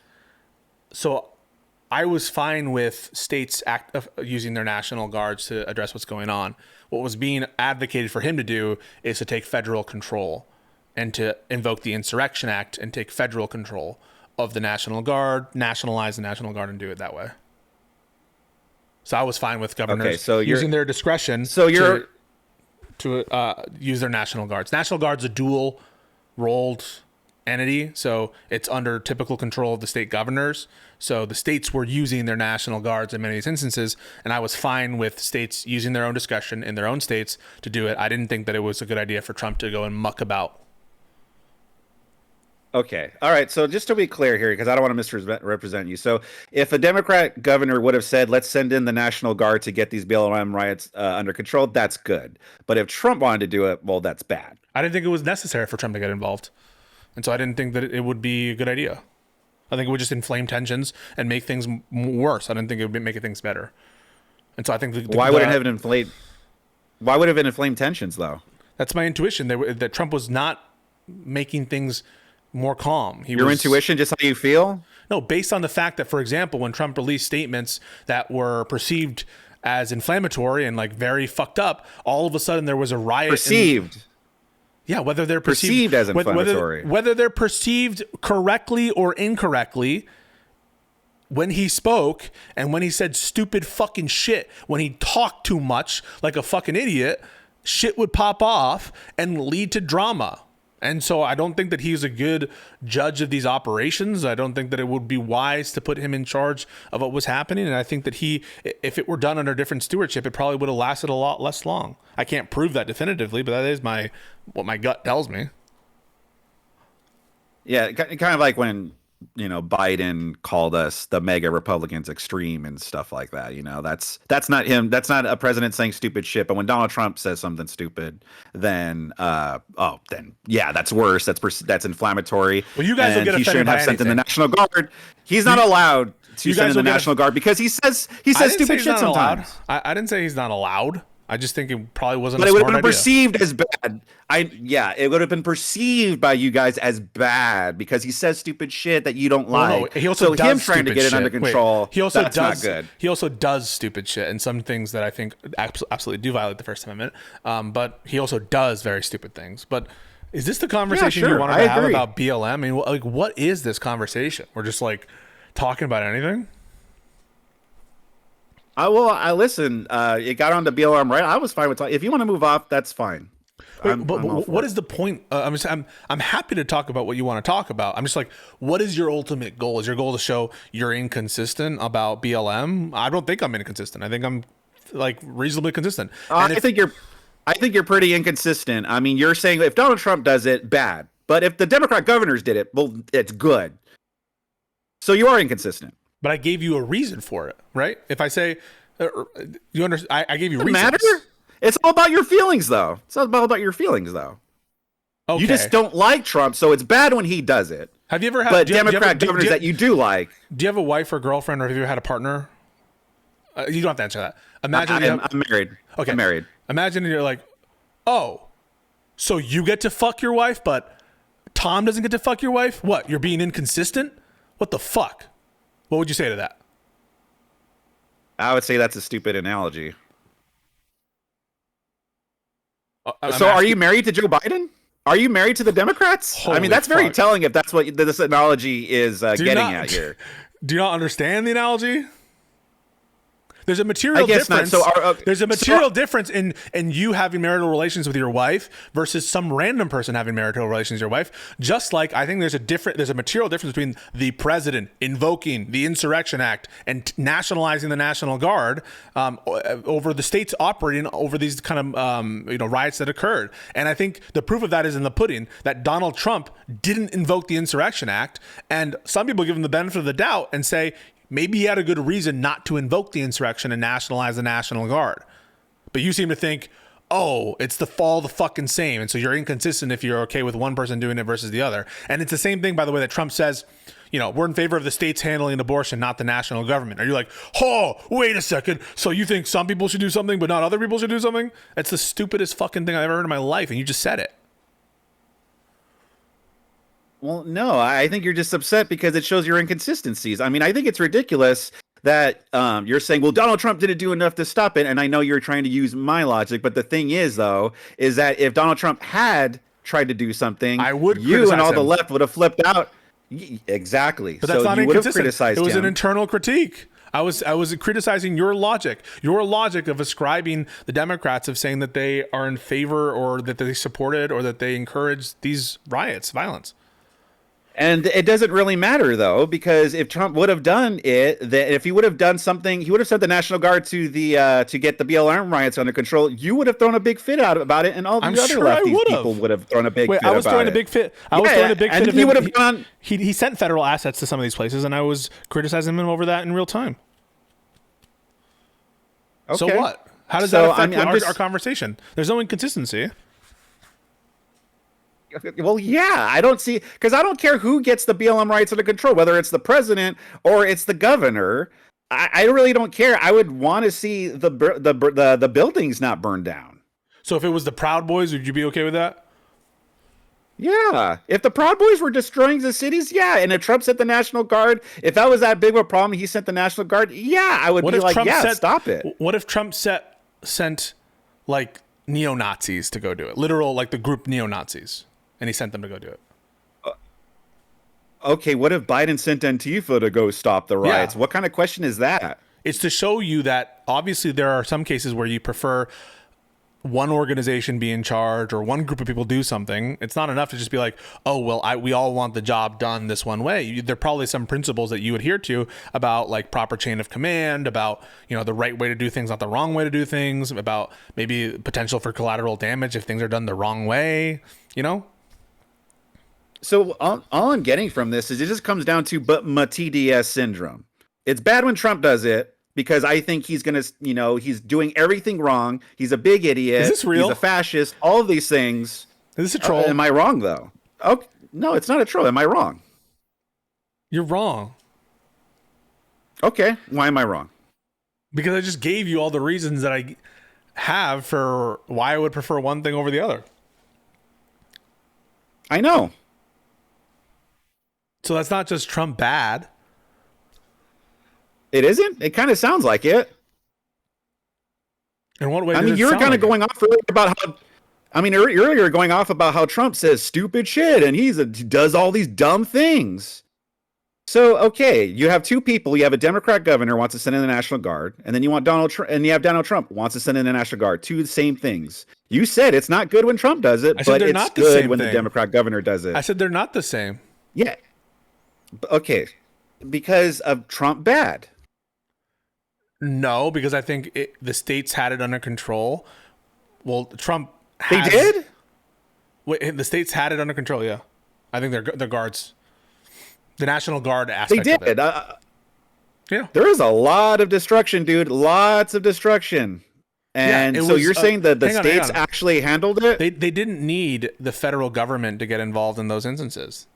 It was going to be painful no matter what, because people were going way too far and doing violence and criminal acts. So it was never going to be painless. But in the sense of like the order, I trust the governors to do what they're going to do. And by the way, Trump praised them too. Trump praised Tim Walz. Trump praised these other governors. And so anything you're going to say about me is just, I'm just reflecting what Trump was saying at the time. Oh, wow. So you agree with Trump? That's. I agree with Trump that Tim Walz did a fine job in Minnesota. Do you agree with Trump on that? Yes or no? I guess, sure. Yeah. I'll say. Okay, great. I said, yeah. I said, sure. My bad. There's a delay. I'm not trying to interrupt you. So I like don't know what's going on right now. Like, I don't know what we're talking about. I don't know what the purpose of this conversation. This conversation has morphed out of my control and out of my comprehension. And so I'm gonna need your help to ground us. What's going on? I don't know. I guess we got into. I guess because I figured I saw that there's inconsistencies with your viewpoint about if Donald Trump were to see the National Guard versus the Democrat governors. And so I guess I called it out. Okay, I think I've answered that, but can we so where are we in the grander sense of this conversation? Like what's going on right now? What's the purpose behind all of this? Like, I thought we were going to talk about Mahmoud Khalil. And we did. We didn't and really I resolve anything. We just resolved that Well, what do you mean? You would criticize the action if you thought it was based on his based on his expression. I said it very clearly, obviously is based on his expression, and I don't think that you've conceded that it is.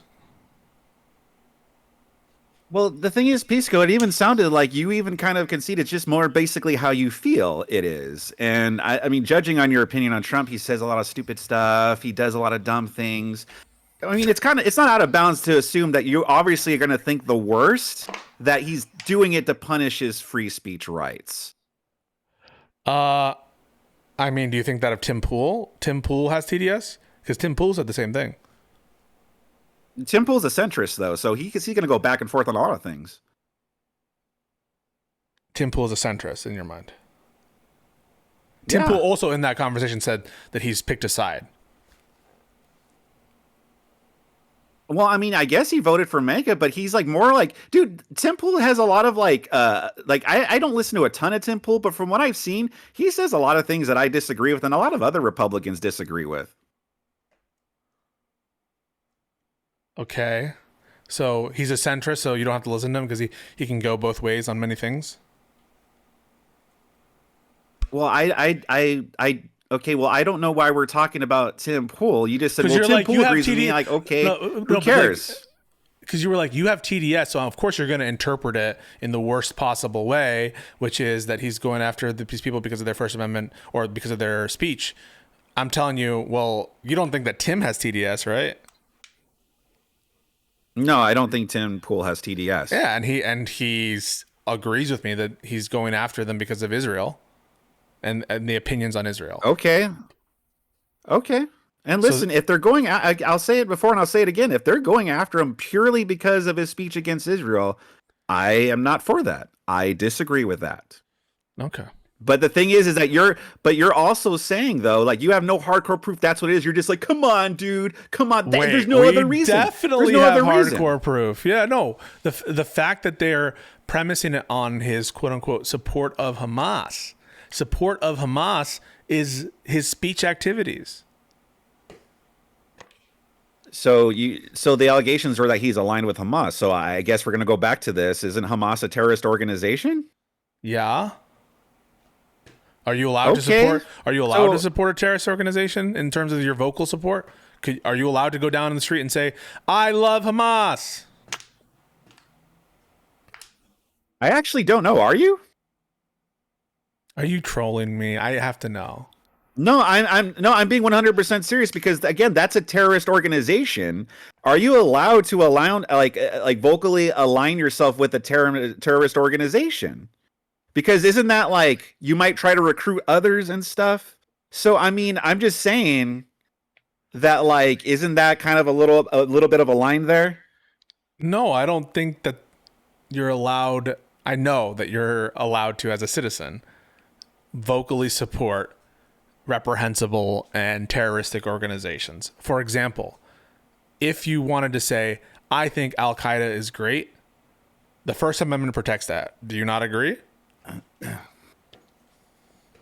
I'm asking you because again, when it comes to terrorist organization, I legitimately don't know. I'm asking, aren't you a lawyer? Don't you know the law? I know. Yes. You are definitely allowed to support those organizations in terms of providing independent advocacy for them.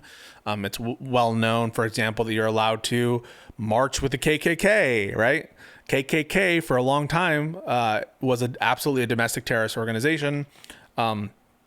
You're allowed to, express support for Nazis in the country. You're allowed to, all these things you're allowed to do as someone who has First Amendment rights. So, yeah. You don't agree? You don't think you have the First Amendment right to go outside and say, "Hell yeah, we love Hamas"? Of course you can. Okay. All right. Well, I mean, listen. I mean, as long as it's not linked to like they're actively trying to recruit for Hamas or anything like that, yeah, that's then different. Okay, yeah. If you're just okay, then that's what I wanted to know. I genuinely do not know all the details of the Mahmoud case. So if this is just purely free speech, if this is just purely he's just aligning himself and it's not crossing any lines or anything, then yeah, okay, I agree that it's wrong. Sick. Well, I think it is about his speech. And I think that... But you keep saying you think, though. That's the thing, though. You just keep saying you think. Well, it is that because they told us it's because of his support for Hamas. They've explained the rationale. Okay, so Okay. All right. Boom. I think we agree. And so, what's your fucking deal with me? Why do you fucking hate my appearance on Tim Pool? I don't hate your opinions, dude. No, appearance on Tim Pool. Actually, Why are you talking all kinds of shit about my appearance on Tim Pool if we like baseline kind of agree? yeah. So I guess, listen, like, I don't agree with everything, obviously, that you say and whatever. But if it's purely just on the Mahmood thing, if that's exactly what's going on, because again, I'm just taking your word for it. Yeah, you're taking okay? my representation. I get There's a that, chance. though. There's a chance I might go and actually do all the research myself and find, wait, I mean, there's some details here that Pisco left out or something like Yeah, that. sure. You know what I mean? Or that's not being represented. So, yeah, I mean, if that's purely just what's going on, then I guess, the things I said about that case, I guess I take back. Sick. There are other things we talked about though, so you could be mad at me for other reasons. In that conversation, we also talked about insurrection. We talked about the Tim Pool said that he wanted to exile. He's in favor of exiling U.S. citizens. That was weird. Tim Pool said he doesn't care about the Constitution. Good Logic said that Abraham Lincoln was a tyrant. There's a lot of things there for you to chew on. I don't know if you take any other big issues, but I appreciate the conversation for sure. It's been a winding one though. Oh, yeah. Yeah. No. There was, okay, actually, no, there was something in the video I remember I talked about, and it was the whole Second Amendment thing. What are your thoughts on the Second Amendment? Do you think that we all, I guess I'll just keep it basic. What do you think about the Second Amendment? Yeah, I think that initially what was meant by the Second Amendment actually was a right as against the federal government, as all the Bill of Rights were meant to apply to the federal government, not the state governments. And so I believe, first, that it did not apply to state government actions, only applied to federal government actions at the founding. I also think that based on the fact that it's in that posture as state versus federal, and because of that first clause regarding militias, I don't believe that it supports the individual right argument under Heller. It's not a very strong opinion on that, I have to admit, because I haven't done deep dive research. That's probably like a 55-45 right now in terms of my confidence level on that. I'm not 100% sold one way or the other because I haven't done deep dive on it. However, my opinion is that the Second Amendment does apply to individuals who are not just citizens. It applies broader than that. That is my opinion based on the language of the Second Amendment, that once it's the case that it's an individual right to own and bear arms, that applies both to non-citizens and to citizens. Okay. So how can an illegal citizen, how can they go about purchasing a gun legally? I don't understand why you're asking that. The Second Amendment would define the scope oftentimes of what would be a legal restriction for a non-citizen to have a gun. So to the extent that there were laws that banned non-citizens from owning or possessing weapons, they would have to face some kind of constitutional test that would have to be applied. And so I wouldn't need to show you right now that it's currently legal under our existing law for a non-citizen to possess a weapon, to also have the opinion that it should be. I hope that makes sense. But the answer is also ultimately, all right. I don't know. There are some states that don't require permits, and now there's still federal laws that apply to those states in terms of doing some checks and that kind of thing sometimes, but there are loopholes, and so there are ways probably under the law to have these individuals possess weapons. I'm not aware of them. Okay. Yeah, because what if they're in a state that requires the background checks and stuff like that? How can a legal citizen go about purchasing a gun and then go through the background check? I mean, do you think that an illegal citizen will be motivated to buy a firearm legally if An they have to illegal go through the immigrant or an background check illegal? and show? You said illegal citizen, illegal immigrant. You mean? Yeah, an illegal Okay. immigrant. If an illegal immigrant wanted to go ahead and purchase a firearm, like, okay, my question was, do you think it would motivate them to buy it legally if they had to go through like show documentation and background check, or do you think it would motivate them more to buy it off of the black market and own it illegally? I assume that they would not be incentivized to like undergo a legitimate background check if they're here in violation of law. But I don't know why that's relevant to anything we're talking Okay. about. Well, because you said you believe that they should, under the Constitution, be able to purchase a firearm. The thing is, though, is that us as citizens, we still have to go through all these I background didn't quite checks. say and so that. I said the Second Amendment applies to them. Now, the Second Amendment. What does that mean? Well, it means that, I'm not so sure that maybe there's some reason, maybe there's some Second Amendment jurisprudence that would say if you come here illegally, yes, the Second Amendment applies to you, but we have this test that you have to meet in order to ban guns sales to illegal immigrants, and we think that that regulation, that legislation stands scrutiny because there's a compelling purpose that's narrowly tailored, or whatever the case law test is for the Second Amendment. Now, I'm giving you some legalese right there. All that it is to say is there are some times where you have the Second Amendment right, but there's like exceptions to it under regular principles. So, for example, the First Amendment. The First Amendment says that Congress shall not abridge the freedom of speech. However, that does not protect defamation. That does not protect child pornography. That does not protect incitement, okay? So there are like holes within these rights that are like understood in time and in the history that when we're talking about the First Amendment, we're talking about like the English common law version with some iterations of the first of like free speech rights that existed at the time of the framing under this kind of originalist framework that we're all kind of supposed to handle. So all I'm saying is the Second Amendment would need to apply to these individuals. Now, it could be that there could be some restrictions that are placed on illegal immigrants that you can't place on citizens. I haven't said that that's not allowable, but at a bare minimum, the right itself, the protection of the Second Amendment, should apply such that whatever restriction you're going to try to impose on a illegal immigrant with respect to their right to bear arms would have to be funneled and channeled through the doctrines of the courts that apply to individuals who have Second Amendment. So, for example, felons aren't allowed to have, it's constitutional for Congress to ban the possession of guns from felons. It's constitutional for states to prohibit the mentally incapable from possessing weapons. They still have protection of the Second Amendment, but the government just has a really, really, really good reason, and so they apply a test and the law passes, right? The law is signed off on either because historically there's an analog, there's really good evidence that it was never meant to protect this kind of thing. And so all I'm saying is, it's a little complicated, but the Second Amendment applies to you.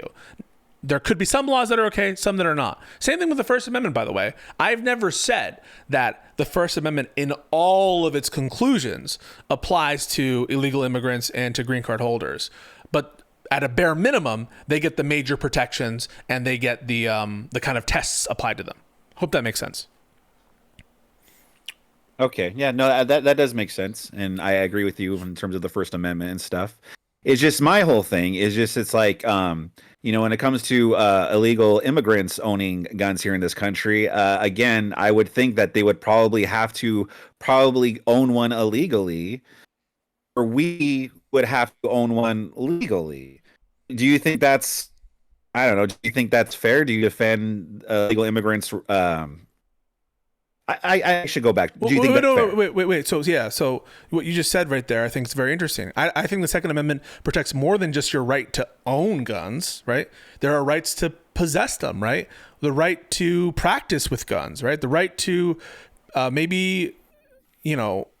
travel with them. It's not just gun ownership. Like, I think it would be quite a limited Second Amendment if all you could do is own the gun, right?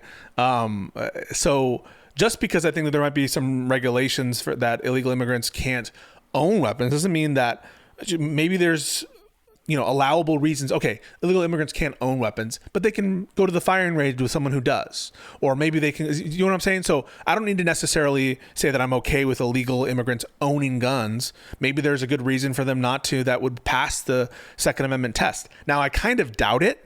Here's why I kind of doubt it.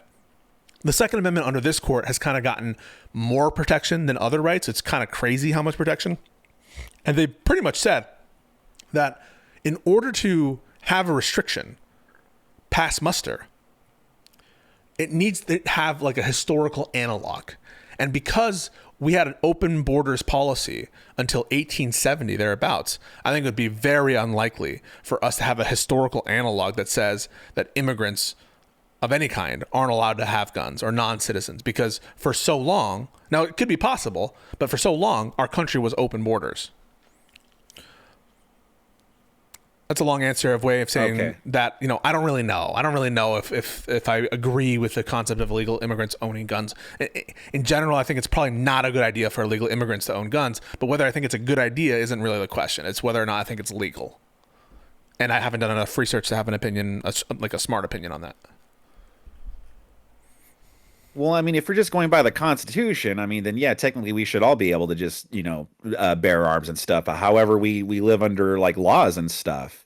And so just by the notion that we have these laws, you're going to have illegal immigrants probably illegally owning guns. And meanwhile, us citizens, we're going to have to go through the legal channels.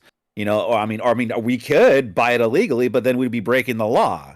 And so we would be encouraged to follow the legal channels. Meanwhile, illegal immigrants don't have any incentive to do that. So that kind of raises the question, well, do they really have, should they really enjoy the Second Amendment rights? Because we still have to follow the legal channels. The Second Amendment is going to define what is and what's not legal, right? In many ways. So if I were to tell you there's a law that says you can't own or possess any gun, would you say that we have to follow the laws? You would say, well, no, that law is not. Yeah. No, you wouldn't. You say that law is repugnant. That's not a real law. It violates the Second Amendment. And so we're going to go to court and we're going to get the court to strike it down. And it's not a real law. A law that is in conflict with the Constitution loses. So when you say we still need to comply with the law, yes, but the Constitution defines what is and what's not the law, and as interpreted by the courts. And if the courts tell us, right, that the Second Amendment is meant to apply to all persons, and that there's no good enough basis or historical analog to deprive illegal immigrants of possessing weapons or guns, then there would be no need to comply with those offending laws, because those laws would be themselves unconstitutional and therefore repugnant, and not actual laws. They're just of no force. I hope that makes sense. When you ask, but I'm not. Yeah. No, go ahead. It's kind of like a first order problem. The first problem you need to resolve is the constitutional issue. Whether or not we need to follow the laws depends on whether the laws themselves are constitutional. And by implying or suggesting that non-citizens could have, both illegal non-citizens and I guess legal non-citizens, have Second Amendment rights, I'm calling into question any legal restriction that could limit that, because that legal restriction presumably may be unconstitutional. So it's the first order problem is not compliance with the regulations. It's whether or not the regulations comport with the Second Amendment. Okay, but there's a lot of gun control laws right now. I mean, here in California, they make it more difficult to own a firearm and stuff. So I'm just saying that you could sit here and say, well, the Constitution. What I get what you're saying is that the Constitution is the main one, and then all laws kind of go off of that if they're actually enforceable or not. Yeah, goes by the Constitution, right? Yeah. So, but the thing is, there are laws on the books right now that we have to go by. And so I'm not talking about the scenario you brought up where, well, let's say they just decided to have a law where they banned all guns, right? Yeah. I'm talking about there's laws right now where I, as a citizen, have to go through, but there's illegal immigrants here that probably wouldn't go through that. And so I'm just saying, like, you could sit here and say, like, yeah, the Constitution, and yes, I would agree, you have a point under the Constitution, but as the laws as they are right now, it's not balanced. It's not fair. Yeah, well, if you were to tell me, for example, that people who are non-citizens are more likely to, like, take advantage of other, like, let's say that illegal immigrants are more likely to defame people, or they're more likely to take advantage of their First Amendment rights in ways that are not, like, protected. That wouldn't change whether or not they have those rights, just because they're more likely to, like, offend or betray the right or do something wrong. Like, I assume that there are people who are more likely to, certain classes of people, maybe, let's say the poor or whatever, are more likely to commit violent and criminal acts. But just because that's the case doesn't mean that defines whether or not they have the right to, like, counsel or the right to be confronted with witnesses. So I don't really see the amount and nature of the violations that these individuals or class of individuals do. But by default, though, they would probably have to break the law in order to obtain a gun.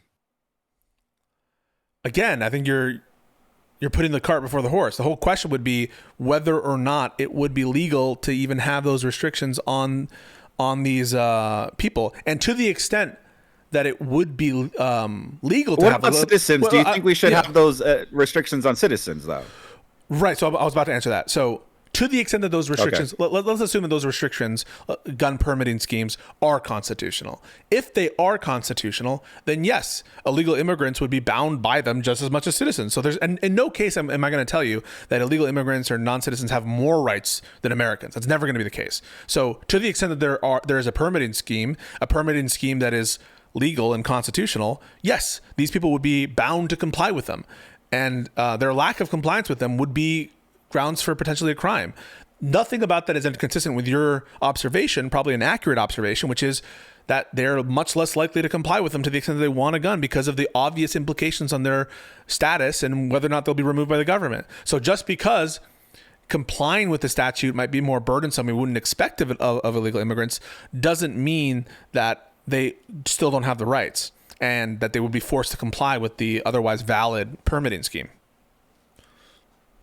So what if I wanted to buy a gun off of the black market, and I'm a citizen, but I didn't want to go through California's all the loopholes they have, and so I just went and bought one off the black market. Yes, it would be illegal. How it would be? Wait, what did you say? It would be illegal to do that, assuming the law is constitutional. Okay, so now if a legal immigrant is here in California and they don't want to do that because of the implications, and they decide to buy it off the black market, would that be legal or not? It would be illegal. For the same reason, they're violating the permitting law. Okay, so then by that reason, then so I guess what I want to know is that, like, do you think gun laws are constitutional or not? Some are. Like which ones? I happen to think that the laws against felons and the mentally incapacitated owning and possessing weapons, I think those are constitutional laws that have well-established precedent in our history and that have been explicitly allowed by the Supreme Court. And so I believe that those laws are constitutional. That's one. That's two examples. Do you want more? No, that's good. Do you agree? I mean, we should be able to ban felons from getting guns, right? Yeah. No, I agree. Yes, Sick. I agree. Sick. So, yeah, it's just you just made it sound like you would defend like an again, if you had an illegal immigrant who obtained a gun illegally, and then you had a citizen that obtained it illegally, it sounds like you would fight more for the illegal immigrant's rights than you would than a never born citizen. I would always prioritize citizen rights over non-citizen rights. Really? Yeah. Okay. You don't agree? That's good to hear, Pisco. No, dude, I totally agree. Okay. Yeah, no, I think citizens get more rights. Citizens need to be considered first in this country. Citizens are first in line. Mm-hmm. They're full members of the polity. So just because I have compassion for all peoples, and just because I think that the government shouldn't violate due process or other rights with respect to non-citizens doesn't mean that I think that citizens should be deprioritized, or even more ridiculous, put under non-citizens. That's insane. So yeah, if Trump were doing this with like American students, right, I think you'd be up in arms, right? Yes. So the only difference here is I don't think that you're seeing the danger inherent in what Trump is doing. I mean, this is going to be, if he's allowed, let's say that he gets a little carried away, like he's the wont to do. He often does, by the way. And he, for example, he sent over this person who was legally prohibited from removing from the country. This person had applied for a kind of higher standard version of asylum called withholding from removal. This is the guy that was in the news from El Salvador, who they are accusing him of being MS-13, but there's it's very, very thin basis for that. And also, regardless, he was granted withholding of removal by the government, and even Trump admits that this was a mistake. He says it was a mistake, but they'll get carried away and they'll just send people to this super prison in El Salvador, and then we'll never hear from them again. And that to me is scary. And Trump is always willing to do that. He's always willing to bend the rules, to push, and that's why a lot of people like him, because they perceive that as being like willing to fight very hard. But it's very, very dangerous, especially when it gets into the First Amendment, and especially because it feels like a lot of the arguments are very woke, right? Oh, you can't say this anti-Israel speech because it makes our students feel unsafe. Now, that might be true, but that's what people were saying with respect to like safe spaces and watching your language and preferred pronouns, all that stuff in college campuses across the country. And I think you would roll your eyes if immigrants were being deported, valid green card holders were being deported because they used the wrong pronoun, right? You would be up in arms, right? If that's the case, yes. Presumably, then, you should be up in arms if a green card holder is being deported because what? They don't like Israel? And you already said that you would, so you do. So, I'm kind of beating a dead horse because we are in agreement on that. But I think that there's a danger there. There's a danger inherent there. And maybe you'll think about it. Yeah, sure. And listen, by the way, like it's just like, yeah, like, listen, yeah, I agree. If it's just purely the First Amendment issue, yes, I would agree with shipping him off. I can understand why you're scared. And listen, I can't predict the future. Who knows? Like if he is going to get like tyrannical or even more so. It's just that sometimes it's hard to take because you guys like fearmonger war over everything. You guys want us to be scared of every single thing Trump does, and then you downplay a lot of the things that Democrats have done or gaslight us and tell us that's not what really happened or no. So, listen, sometimes it's just hard to take you seriously. Yeah. Like, should I be really scared? You guys have been crying wolf for the last 8 years or so. I feel like I've been crying wolf and there's a massive wolf tearing my leg off, but I get it. I mean, you guys like the guy. I understand that's how you feel. I know that's how I feel, but here we have, I think, some clear cases. The due process stuff is probably the most frightening. Because that would apply to citizens too. Now, you might say that he'll never do it to citizens.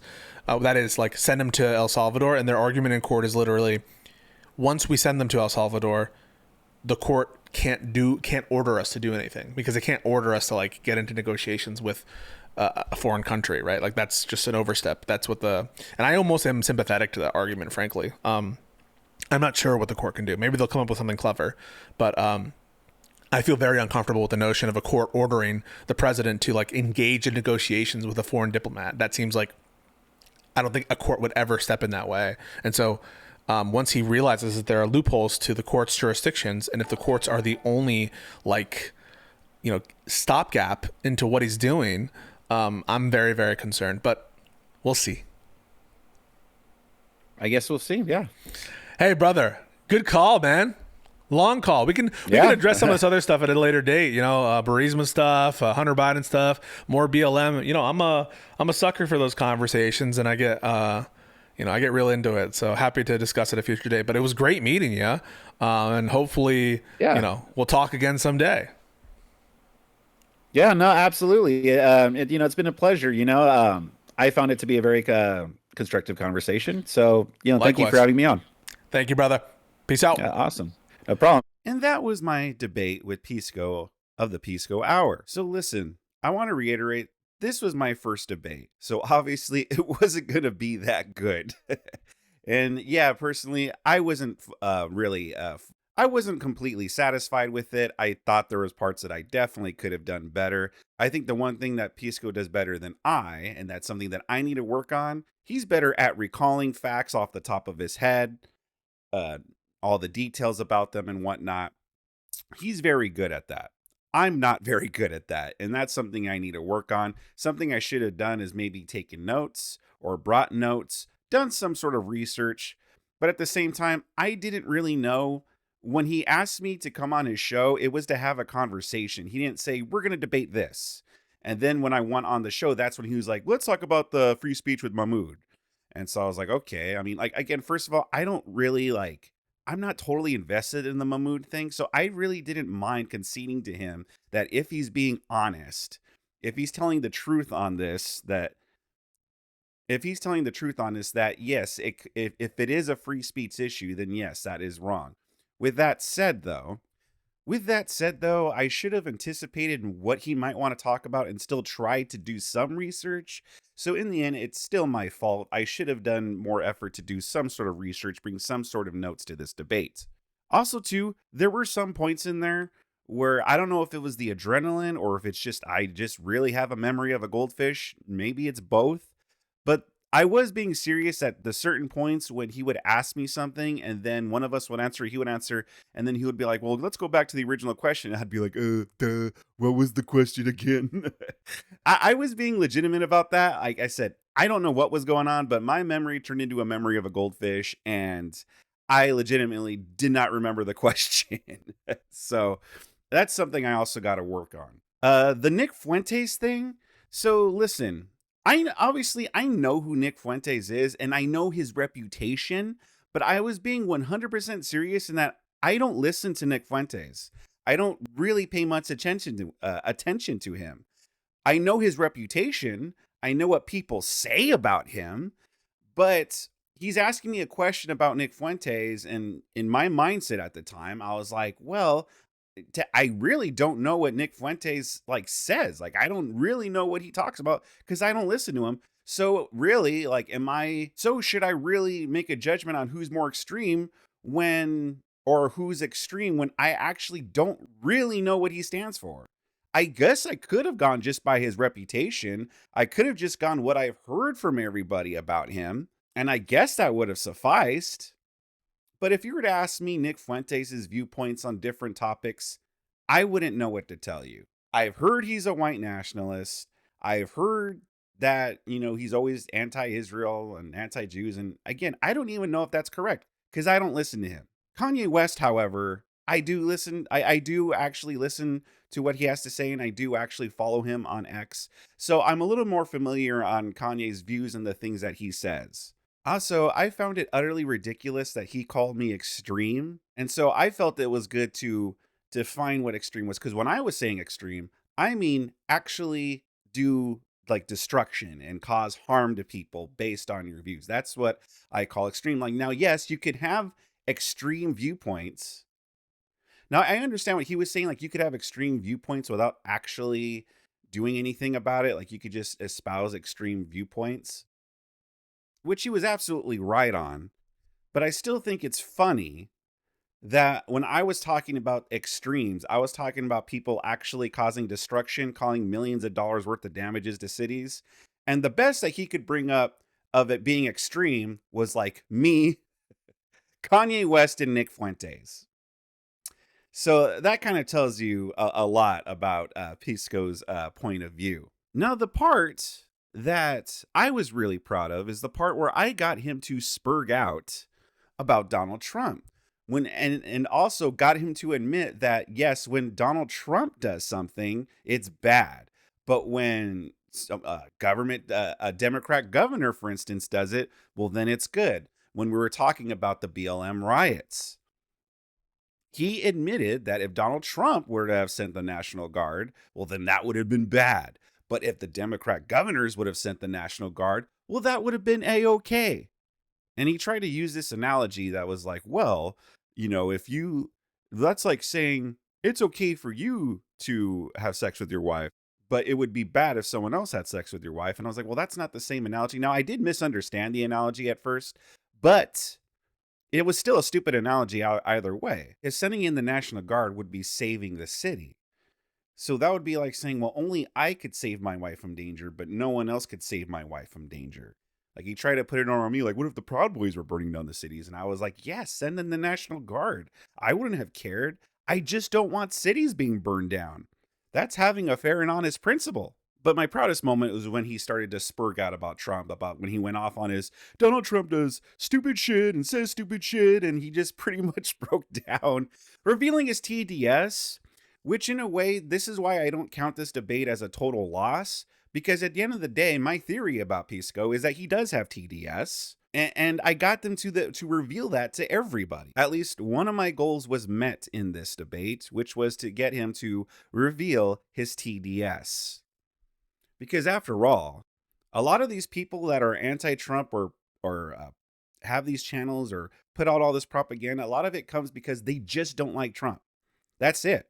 And so if they have just a clear anti-Trump bias where no matter what the guy does, it's always going to be bad, well, then why should we listen to them?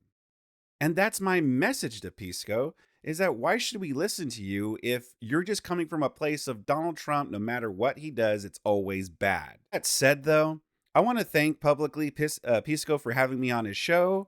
I'm open to doing it again should he ever want to have another debate or another conversation. I will give credit to Pisco. Like I said, he's better. He's really good at recalling things off the top of his head, way better than I was. Also, too, debating is much harder than it looks, people. I know it's easy to look at this and think it's easy. And even me, listen, I've debated people like in real life or just online. I'm going to tell you people, it's not the same. Like it's not the same. You have to come more prepared for these debates. And so this is my first, but not going to be my last. I do plan on having more debates in the future. I do want to get more into the debate sphere. And so I want to thank Pisco for having me on. Thank you for popping my debate cherry. And I wish him the best of luck with his channel. But what did you guys think about this? Sound off in the comment section below. Subscribe to my channel if you really enjoyed this. Smash that like button. And if you did really enjoy this, I got more content for you. I got more debate content, more political content that I think you guys will really enjoy.